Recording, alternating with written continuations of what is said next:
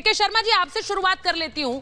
अभी कोई ड्राफ्ट नहीं है, आप लोगों ने कोई ऐसा मसौदा नहीं रखा है विपक्षी पार्टियों के सामने, लेकिन फिर यूसीसी आने वाला है, ये हल्ला क्यों है? प्रधानमंत्री के एक बयान के बाद खलबली सी मच गई। नहीं, ऐसा नहीं है सुचिता जी।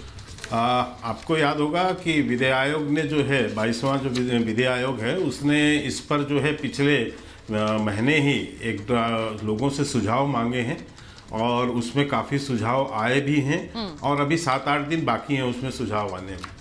तो यूसीसी के लिए कार्रवाई जो है पहले से चल रही है। इसके पहले 21वां जो आयोग भी बना था उसमें भी विषय आया था, उसके पहले भी आया। रही बात भारतीय जनता पार्टी की, तो मैं आपको बहुत स्पष्ट कर दूं कि ये हमारे लिए कोई नया विषय नहीं।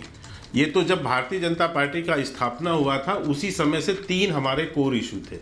एक इशू था अयोध्या में राम मंदिर का निर्माण, दूसरा था धारा 370 को हटाना और तीसरा था हमारा समान नागरिक संहिता। ये 3 इशू हमारे साथ कंटिन्यू चले हैं। हमने कभी भी अपने घोषणा पत्र में इन तीनों के अलावा इस तीनों बिंदु को हम निरंतर लेते रहे हैं और जनता से हमने इस पे समर्थन भी मांगा है। और हमें 2014 में यदि जो समर्थन मिला, 2019 में जो समर्थन मिला, उसमें भी घोषणा पत्र में ये सारे हमारे विषय लिखे हुए हैं।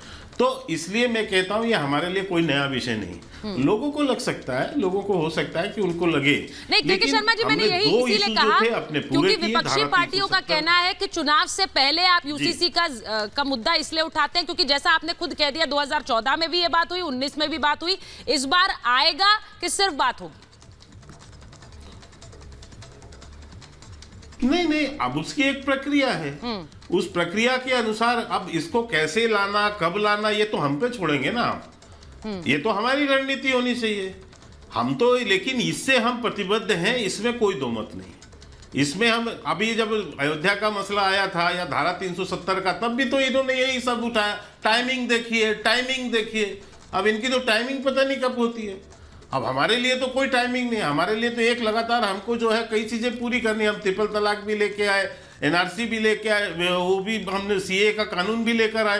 तो आप कहते हैं टाइमिंग, अब टाइमिंग क्या है ना? अब भाई जब भी हमारे साथ सुविधाएं हमारे साथ जुड़ेंगी, हम अपनी वादों को पूरा करेंगे और वादा पूरा कर भी रहे हैं। तो ये कह के ये कहना कि साहब हमारे लिए कोई नया विषय है, ये बिल्कुल नहीं है।